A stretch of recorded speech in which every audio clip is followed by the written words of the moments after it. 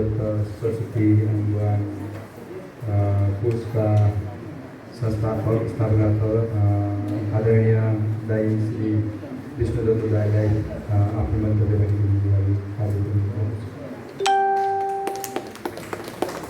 उपस्थित सबै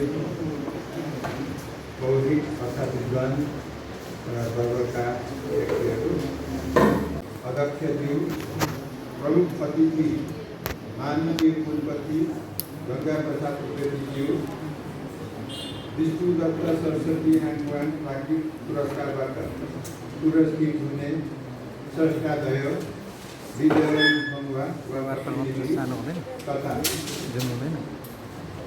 Michigan state university USA का एसोसिएट प्रोफेसर यस कार्यक्रमको सम्पूर्ण विद्वत्पाइन गाविस साथ हाल 8 पिरोडी गाउँपालिका 3 पिरोडी ताप्लेजुङ जीवनको उकाली ओह्रालीमा नेपालमा रहँदा विभिन्न विद्यालयमा अध्यापन गर्दै विक्रम सम्वत 2032 सालबाट 2041 सालसम्म नेपाल सरकारको अधिकृत हुँदै विक्रम सम्वत 2059बाट क्यानाडाको क्यालगरी शहरमा बसोबास गर्दै आइरहेको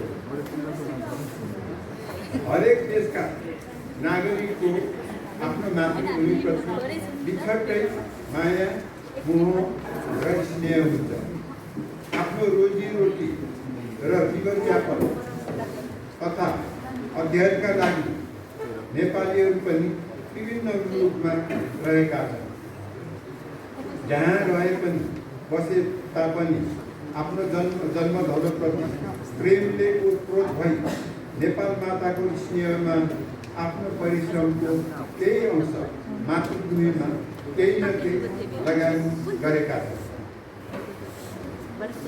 नेपालमा 123 जात जाति 125 भाषा भएका बहुआयामी बहुसांस्कृतिक भएको सुन्दर मुलुक हो।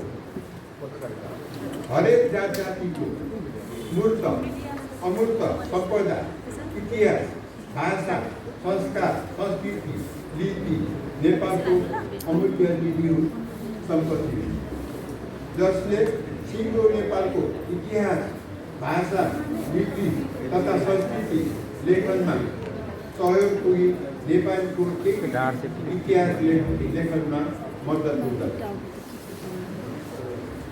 माथि उल्लेख गरिएका सम्पूर्ण कार्य राज्य पक्षबाट गरिनुपर्ने तर नेपालका शासक वर्गले पञ्चायतकाल हर एक जाति एक देश एक भाषाको नारा दिएर आदिवासी जनजातिको इतिहास धर्म संस्कार संस्कृतिलाई बेवास्ता तथा उपेक्षा गरेको पिछडिएका वर्गको इतिहासलाई ओझेलमा पार्दै एकल धर्म एकल इतिहास र एकल संस्कृतिलाई प्रोत्साहन गर्दै अन्य जात जातिलाई निषेध जस्तै गरियो। देशमा जन आन्दोलन भई बहुदलीय व्यवस्थाको प्रादुर्भाव भयो, राजतन्त्र उन्मूलन भई गणतन्त्र आयो, राजवंशको अन्त भयो।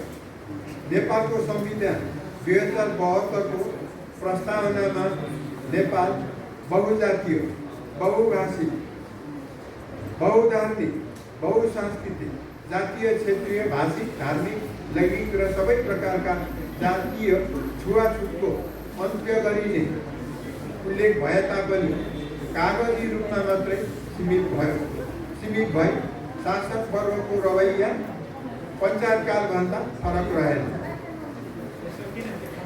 हरेक जाति आफ्नो भाषा धर्म मूर्त अमूर्त संस्कार संस्कृति इतिहासप्रति आस्थान हुन्छ, गौरव गर्दछ। कुनै जातिको भाषा संस्कार संस्कृति हराए देशमा अस्तित्वविहीन हुन पुग्दछ। हरेक जात समुदाय यस विषयमा सचेत रहन्छ, आफ्नो समुदायलाई झकझकै रहन्छ शिक्षित वर्गले। म लिम्बू जाति हुँ। लिम्बू जातिको ओझेलमा पर्न लागेको भाषा लिपि लुप्त हुन लागेको मूर्त अमूर्त संस्कार संस्कृति लिम्बू जातिको विभिन्न क्षेत्रमा लुकेको इतिहास खोजबिन गरी प्रकाशमा ल्याउनुपर्छ भन्ने मेरो चाहना हो। यसै हेतुले लिम्बू र लिम्बुवान क्षेत्रको भाषा संस्कृति इतिहास आदिवासी ज्ञान सिप तथा राजनैतिक सामाजिक आर्थिक र शैक्षिक विषयहरूमा विवेचनात्मक अनुसन्धान र ज्ञान अभिवृद्धि गर्नमा महत्त्वपूर्ण भूमिका निर्वाह गरी पुस्तक प्रकाशन गर्ने व्यक्ति समूह वा संस्थालाई अक्षय कोषको आर्थिक ब्याजबाट प्रत्येक 2 वर्षमा कदर र सम्मान स्वरूप पुरस्कृत गर्न विष्णुदत्त सरस्वती आङ्गवान प्राज्ञिक पुरस्कार स्थापना गरिएको छ। त्यस्तै उपयुक्त क्षेत्रमा खोज अनुसन्धानको लागि विष्णुदत्त सरस्वती आङ्गवान अनुसन्धान वृत्ति स्थापना गरी प्रत्येक वर्ष बढीमा 2 जनालाई अनुसन्धान वृत्ति प्रदान गरिँदै आएको छ। यस वर्षदेखि किराँत याक्थुङ चुम्लुङ र लिम्बुवान अध्ययन केन्द्रले महत्त्वपूर्ण ठानेको कुनै विषयमा अनुसन्धान अध्ययन तथा लेखनको कार्य गर्नु परेमा लिम्बू जातिको इतिहास संस्कृति भाषा र लिपिका कुनै पनि विद्वानलाई सोझै विद्वत्वृत्ति दिने प्रक्रियालाई पनि अगाडि बढाइदिएको। उपयुक्त कार्यको लागि म र मेरो श्रीमती सरस्वती कार्की आङ्गवाङबाट किराँत याक्थुङ चुम्लुङ अन्तर्गत लिम्बुवान अध्ययन केन्द्रले सञ्चालन गर्ने गरी विष्णुदत्त सरस्वती आङ्गवाङ प्राज्ञिक पुरस्कार र विष्णुदत्त सरस्वती आङ्गवाङ अनुसन्धान वृत्ति प्रदान गर्न रु 30 लाखको अक्षय कोष स्थापना गरेका छन्। उक्त कोषलाई निकट भविष्यमै रु 50 लाख पुर्याउने प्रतिबद्धताको घोषणा गर्छ।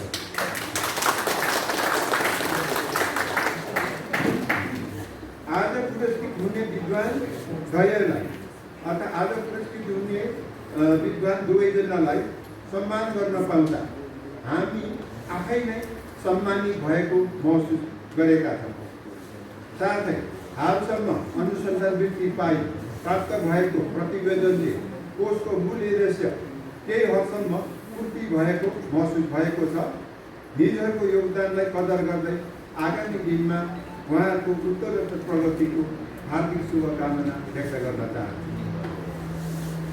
विष्णुदत्त सरस्वती आङ्गवाङ प्राज्ञिक पुरस्कार तथा अनुसन्धान वृत्तिको स्थापनाले लिम्बुवान क्षेत्रको भाषा संस्कृति सिप ज्ञान लुप्त रहेको इतिहास खोजबिन गर्ने अनुसन्धानदाताहरूलाई उत्प्रेरणा प्रोत्साहन हुने लिम्बू जातिबारे जान्न बुझ्न चाहनेलाई मद्दत पुग्ने र नेपालको केन्द्रीकृत इतिहास लेखनमा सहयोग पुग्दछ भन्ने आशा लिएको छु। धन्यवाद। सेवा समारोहका अध्यक्ष किराँत याक्थुङ चुम्लुङका पूर्व अध्यक्ष एवं लिम्बुवान स्टडी सेन्टर किराँत याक्थुङ चुम्लुङ अन्तर्गतको लिम्बुवान स्टडी सेन्टरको अध्यक्षज्यू, कुलपति गङ्गा प्रसाद उप्रेती एवं आजका प्रमुख अतिथिज्यू,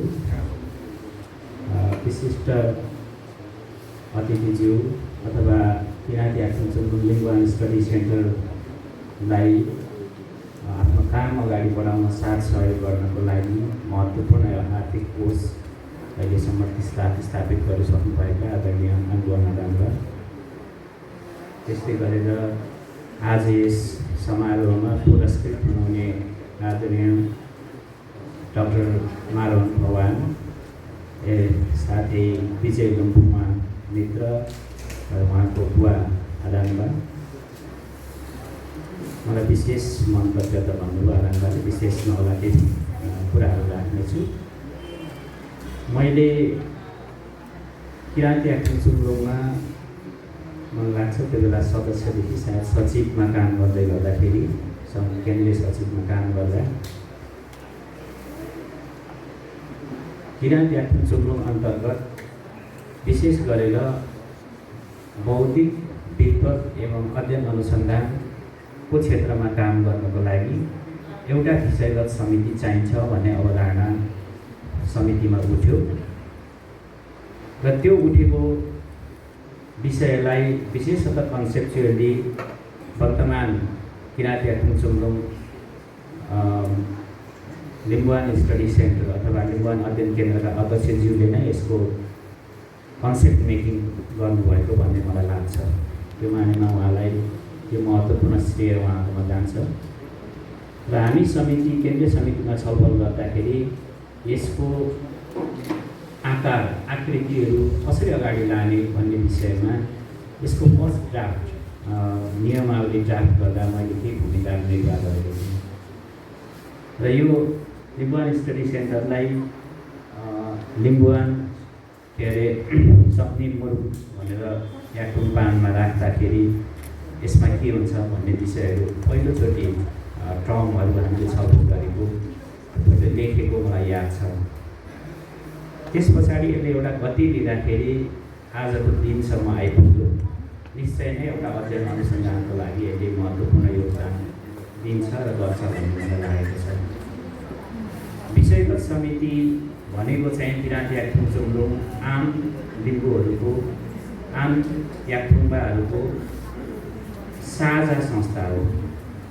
र यो किराँती याक्थुङ चुम्लुङकै काम गर्ने क्षेत्रहरू अत्यन्त धेरै छन्, विस्तृत छन्। सांस्कृतिक क्षेत्र, भाषिक क्षेत्र, अध्ययन अनुसन्धानको क्षेत्र, कलाको क्षेत्र, पोलिटिकल क्षेत्र, यो तमाम विषयहरूमा एउटै खालका व्यक्तिहरूले सबै ठाउँमा काम गर्न सक्दैन। विषय विशेषज्ञताको आधारमा आफ्ना आफ्ना क्षेत्रहरूमा काम गर्नुपर्दछ। हुने हिसाबले एक प्रकारको बौद्धिक वर्गहरूलाई एक ठाउँमा एउटा प्लेटफर्म निर्माण गरेर त्यस अन्तर्गत हाम्रो समुदाय, हामीले आफूलाई याक्थुङ भन्ने गर्छौँ, हामीले लिम्बू भन्ने गर्छौँ र हामी याक्थुङ लिम्बू हुँदै अरू अलि माथि अरू समुदाय याखा, सुनवार, राई सबै लगायतको हाम्रो संयुक्त रूपमा किराँत भन्ने गर्छौँ।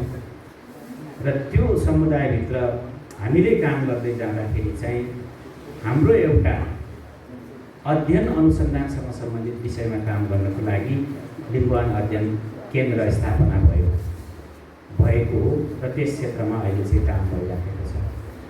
र यो अध्ययन अनुसन्धानमा काम हुँदै जाँदाखेरि एउटा महत्त्वपूर्ण काम चाहिँ इमर्जिङ स्कलरहरू भन्ने जुन अघि डाक्टरले प्रयोग गर्नुभयो, इमर्जिङ स्कलर अनि इस्टाब्लिस्ड स्कलरहरू, उहाँहरूको कृति कामलाई कसरी सम्मानित गर्न सकिन्छ, हौसला प्रदान गर्न सकिन्छ, थप समाजमा अगाडि बढ्नको लागि उहाँलाई कसरी हामीले अभिप्रेरित गर्न सकिन्छ भन्दाखेरि यस्ता खालका पुरस्कार कोषहरूको अवधारणा चाहिँ प्रारम्भ भयो। र त्यस अन्तर्गत अहिले जुन हाङबोङ सरले आफ्नो परिवारको तर्फबाट विष्णुदत्त आदमबाले जुन कोष स्थापना गर्नुभयो त्यो नै अहिले चाहिँ पहिलो कोष बनेको छ। र यो कोषबाट निकै ठुलो राशि 1 लाखको राशि सहित चाहिँ यो पुरस्कार प्रदान हामीले गरिरहेका छौँ। यो मानेमा किराँती याक्थुङ चुम्लुङ आफ्नो अवधारणामा एक हदसम्म सफल भएको महसुस हामीलाई हुन्छ र लिम्बुवान अध्ययन केन्द्र त स्वाभाविक रूपमा यसमा चाहिँ सफल हुन पुगेको छ। र यो क्रममा यस वर्ष चाहिँ डेलिङ्किङ, रिलिङ्किङ र लिङ्किङको कन्सेप्टबाट मलाई लाग्छ यो थ्योरिटिकल कन्सेप्ट हो। यो थ्योरिटिकल कन्सेप्टलाई लिम्बू अथवा याक्थुङबाहरूको किराँत सिरिजेन्डा लिपिसँग सम्बन्धित विषयवस्तुलाई एउटा फेरिस्त एकाडेमिक राइटिङमा प्रस्तुत गरेर यो पटकको पुरस्कार जुन एकाडेमिक पुरस्कार जित्न सफल हुनुभएको छ आदरणीय डाक्टर माधव खवाङज्यूलाई म धेरै धेरै हार्दिक बधाई दिन चाहन्छु। त्यस्तै गरी यसभन्दा अगाडि चाहिँ मित्र विजय लम्फुमाजीले लिम्बुवानको एउटा आन्दोलनको विकास क्रमलाई लिपिबद्ध गरेर, क्रिटिकल्ली लिपिबद्ध गरेर चाहिँ यो पुरस्कार प्राप्त गर्न सक्नुभयो। यसको लागि उहाँ अहिले युकेमा हुनुहुन्छ। उहाँको बुवा, उहाँको काका, बाजे हाम्रो सल्लाहकार हुनुहुन्छ, उहाँ हामी साथ हुनुहुन्छ। उहाँलाई एकमुष्ट रूपमा हार्दिक बधाई दिन चाहन्छु र पुनः यस्तै कामहरूमा थप सफलताको चाहिँ शुभकामना दिन चाहन्छु। मैले एक दुईवटा कुराहरू चाहिँ बोल्नुपर्छ किनभने अरू पनि कुरा आए। लिम्बुवान आन्दोलनको विषयमा मैले त्यत्रो धेरै बोलिनँ, बोल्न प्रवेश गर्न चाहिनँ। यो नयाँ एउटा थ्योरिटिकल कन्सेप्टसहित जुन रेस्पेक्टेड आदरणीय दायु हुनुहुन्छ के अरे महाराजज्यू, उहाँले जुन सोसाइटीलाई अहिले दिन खोजिराख्नु भएको छ त्यो हामी याक्थुङबाहरूको लागि, हामी लिम्बूहरूको लागि एकदमै महत्त्वपूर्ण योगदान हो र यो मानेमा हामी एकदमै खुसी छौँ। र एकाडेमिक सेक्टरबाट जुन संसार परिवर्तन गर्नको लागि नेतृत्वदायी भूमिका निर्वाह गर्न चाहनुभएको छ, अगाडि बढ्नुभएको छ, यसमा हाम्रो साथ निरन्तर रूपमा निश्चय पनि रहन्छ। किराँत याक्थुङ चुम्लुङ यसको साथ छ। मलाई यो उहाँको किताब लेख्दै गर्दा, हेर्दै गर्दा र अहिले पछि प्रस्तुत हुँदै गर्दा दुईवटा थियोरिटिकल क्वेसनहरू र एउटा सब क्वेसन्सहरू क्रिएट हुन्छ। एउटा चाहिँ जस्तो जुन थिमबाट वर्ल्ड भ्यूबाट सुरु गर्नुभयो अहिले र त्यसलाई अहिले डिलिङ्किङ, रिलिङ्किङ एन्ड लिङ्किङ भनेर चाहिँ राइटिङ एन्ड रेटोरिक्सको कुरा गर्दाखेरि यो थियोरिटिकल कुरा प्रस्तुत गर्नुभएको छ। जुन कुरा चाहिँ हामी याक्थुङहरूको ओरिजिनालिटीसँग कनेक्ट गर्नुभएको छ। अब मेरो एउटा क्वेसन चाहिँ के भने यो रिलिङ्किङ, डिलिङ्किङ, लिङ्किङ हाम्रै माटोको थ्योरी हो कि होइन? Is it the theory of लिङ्गवान? यो चाहिँ सोच्नुपर्छ भन्छु म रेस्पेक्टेड। यो थ्योरी कहाँ जन्म्यो? अमेरिकामा जन्म्यो, फ्रान्समा जन्म्यो, युकेमा जन्म्यो। यसको ओरिजिनल कन्सेप्ट मेकर 10 लिम्बू हुन् कि होइन? थिबोङ याक्थुङ हुन् कि होइन? किनभने हाम्रो डिस्कोर्स त्यहाँ छ होइन। यदि हामी याक्थुङकै मात्रै वकालत गर्ने हो भने यो थ्योरी याक्थुङले प्रमोट गर्न सक्छ कि छैन? यो माटोले जन्माएको थ्योरी हो कि होइन? त्यसैले म यहीसँग म के जोड्न चाहन्छु भने अहिले हाम्रो सोसाइटीमा एउटा ठुलो डिस्कोर्स के छ भन्दाखेरि हामी याक्थुङबाहरूलाई कोलोनाइज्ड भयो, इट्स ओके, मानिएको कुरा होइन। हामी के भयौँ भन्दाखेरि अतिक्रमित भयो, यो पनि मानियो। तर यो कोलोनाइज्ड भन्ने कन्सेप्ट चाहिँ हाम्रो याक्थुङ आजको कन्सेप्ट हो कि होइन? हामी थ्योरिस्टहरूले यसरी सोच्नुपर्छ। सोसाइटीलाई लिड गर्ने मान्छेले अरूको कुरा आफूले कपी गर्दैछौँ भने आफूले अगाडि लान खोज्दाखेरि उनीहरूलाई कपी गर्न लाउने कि नलाउने? म संसारभरका याक्थुङबाहरू जो एकाडेमिक सेक्टरमा लागेको छु, मलाई ओरिएन्टालिजमको राम्रै दिमागमा छ। ओरिएन्टालिजम भनेपछि डाइरेक्ट धेरै स्कलरहरू हामी ओरिएन्टलिजमकै बेसिसमा मात्रै हाम्रो नलेजलाई प्ले गराउने, हाम्रो कुरा चाहिँ उनीहरूप्रति ओरिएन्टलाइज गर्ने। यदि उनीहरूलाई त्यो गर्ने हो भने हामीले एक स्टेप नयाँ पर्सपेक्टिभबाट सोच्नुपर्छ। मेरो यो क्लेम छ। किनभने अहिले हामी अमेरिकामा गएर बसेका छौँ, अहिले हामी युकेमा छौँ, त्यहाँबाट क्याम्पेन गरेका छौँ। कसको लागि भन्दाखेरि याक्थुङहरूको लागि, लिम्बुवान भूमिको लागि।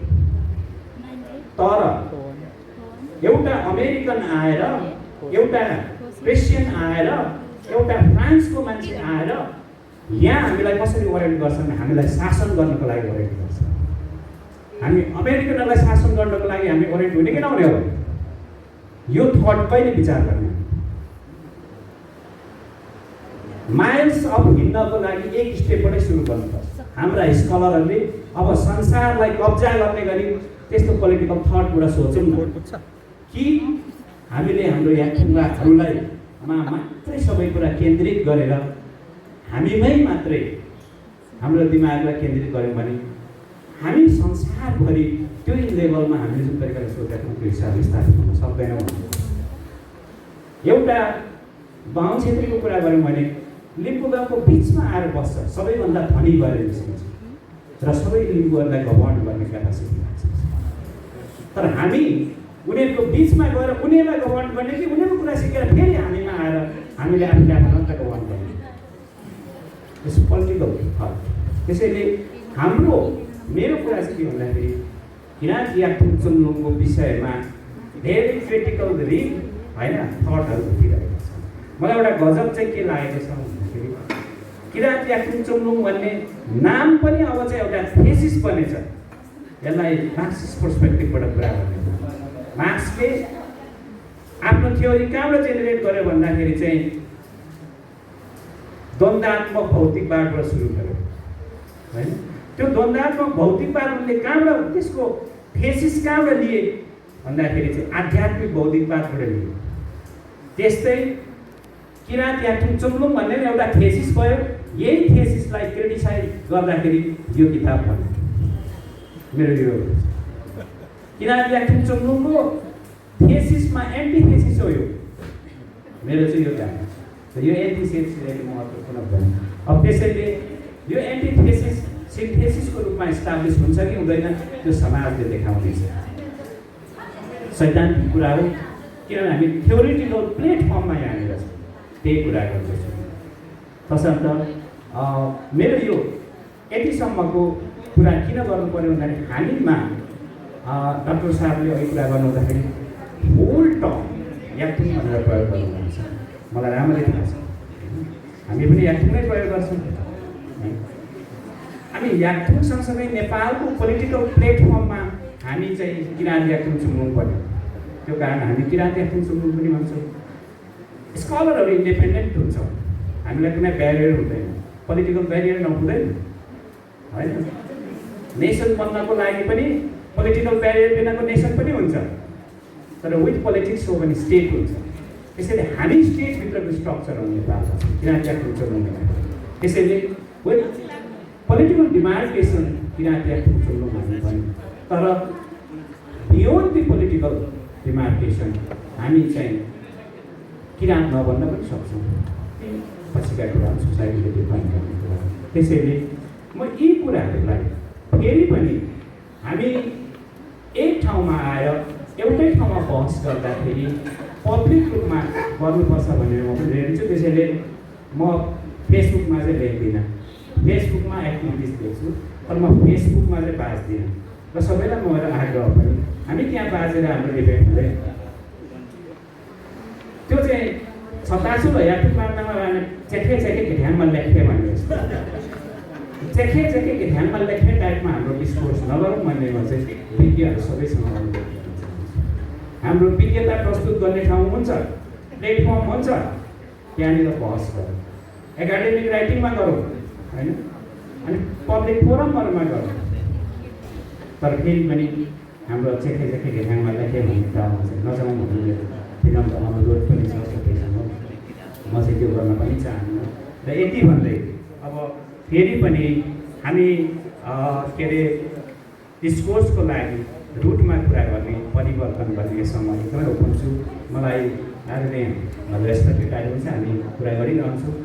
यो बुकको एउटा च्याप्टर मलाई पनि यसो ल है जुनियर भयो भने खै कसरी दिनुभएको थियो। मैले अलिअलि यसो यसो गर्दा ठिक हुन्छ एउटा च्याप्टर मैले रिभ्यू गरिरहेको थिएँ। त्यो मानेमा यो अघि नै भन्नुभयो, त्यो रिभ्यू गर्ने अवसर पनि दिनुभयो, त्यस्तो पुरस्कार पनि प्राप्त गर्यो। पुरस्कार ठुलो कुरो होइन, सोसाइटीलाई नै चेन्ज गर्नको लागि कन्ट्रिब्युट गर्ने पुस्तकहरू। तर यिनीहरूलाई फेरि पनि मेरो अनुरोध छ भन्दाखेरि हामी कसैले म पनि अरूले गरेको गर्दाखेरि मैले गरेको नै सही 100% भन्ने हिसाबले मात्रै चाहिँ जानु हुँदैन। र संसारमा म चाहिँ एउटा कुरामा के विश्वास गर्छु भन्दाखेरि म के अरे ह्युमेनिटिजको स्टुडेन्ट भएकोले पनि I believe in multi reality. संसारमा चाहिँ रियालिटी ट्रुथ चाहिँ मल्टिपल हुन्छ, सिङ्गल हुँदैन। साइन्स पनि अहिले कति मानेमा फेल भइसकेको छ सिङ्गल रियालिटी। त्यसैले संसारमा सत्यहरू एकभन्दा धेरै हुन्छ। त्यही एउटै विषय सत्य हाम्रो सोसाइटीमा एउटा हुन्छ, सिक्किममा पुग्दा अर्को हुन्छ, अमेरिकामा पुग्दा अर्को हुन्छ।